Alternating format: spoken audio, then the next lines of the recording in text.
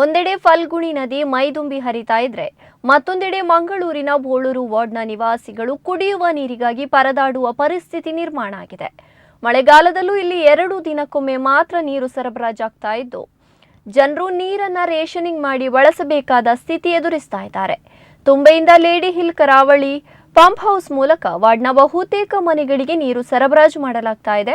ಆದರೆ ನೀರು ಬೆಳಗ್ಗೆ ಹಾಗೂ ಸಂಜೆ ಸೀಮಿತ ಅವಧಿಗೆ ಮಾತ್ರ ಬರ್ತಾ ಇರೋದ್ರಿಂದ ಉದ್ಯೋಗಕ್ಕೆ ತೆರಳುವ ಕುಟುಂಬಗಳಿಗೆ ನೀರು ಸಂಗ್ರಹಿಸುವುದು ದೊಡ್ಡ ಸಮಸ್ಯೆಯಾಗಿದೆ. ಬೋಳೂರು ವಾರ್ಡ್ನಲ್ಲಿ ಹೊಸ ವಸತಿ ಸಮುಚ್ಚಯಗಳು ಹೆಚ್ಚಾಗ್ತಾ ಇದ್ರೂ ಕೂಡ ಹಳೆಯ ಪೈಪ್ಲೈನ್ನಿಂದಲೇ ನೀರು ಸರಬರಾಜು ನಡೀತಾ ಇದೆ. ಇದರ ಪರಿಣಾಮ ವಾರ್ಡ್ನ ಕೊನೆಯ ಭಾಗಗಳಿಗೆ ಸಮರ್ಪಕ ಒತ್ತಡದಲ್ಲಿ ನೀರು ತಲುಪ್ತಾ ಇಲ್ಲ. ತುಂಬೆ ಡ್ಯಾಂನಲ್ಲಿ 1 ದಿನ ನೀರು ಸರಬರಾಜು ಸ್ಥಗಿತಗೊಂಡ್ರೆ ಈ ಭಾಗಕ್ಕೆ ಮತ್ತೆ ನೀರು ಬರಲು ಹಲವು ದಿನಗಳು ಕಾಯಬೇಕಾಗುತ್ತದೆ ಎಂದು ಸ್ಥಳೀಯರು ಅಸಮಾಧಾನವನ್ನು ವ್ಯಕ್ತಪಡಿಸಿದ್ದಾರೆ.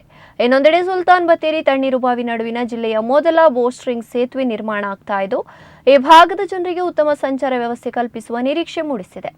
ಆದರೆ ಇತಿಹಾಸ ಪ್ರಸಿದ್ಧ ಸುಲ್ತಾನ್ ಬತ್ತೇರಿ ಕೋಟೆ ಅಭಿವೃದ್ಧಿ ಕಾಣದೆ ನಿರ್ಲಕ್ಷ್ಯಕ್ಕೆ ಒಳಗಾಗ್ತಾ ಇದ್ದು ಬೋಳೂರು ವಿದ್ಯುತ್ ಚಿತಾಗಾರದ ಚಿಮಣಿ ಹಾನಿಗೊಳಗಾದ ಕಾರಣ ಶವ ಸಂಸ್ಕಾರ ಸೇವೆ ಕೂಡ ಸ್ಥಗಿತಗೊಂಡಿದೆ. ಮೂಲ ಸೌಕರ್ಯಗಳ ಕೊರತೆಯಿಂದ ಬಳಲ್ತಾ ಇರುವ ಬೋಳೂರು ವಾರ್ಡ್ಗೆ ಶಾಶ್ವತ ಕುಡಿಯುವ ನೀರಿನ ವ್ಯವಸ್ಥೆ ಸೇರಿದಂತೆ ಅಗತ್ಯ ಅಭಿವೃದ್ಧಿ ಕಾಮಗಾರಿಗಳನ್ನು ತ್ವರಿತವಾಗಿ ಕೈಗೊಳ್ಳುವಂತೆ ಸ್ಥಳೀಯರು ಆಗ್ರಹಿಸ್ತಾ ಇದ್ದಾರೆ.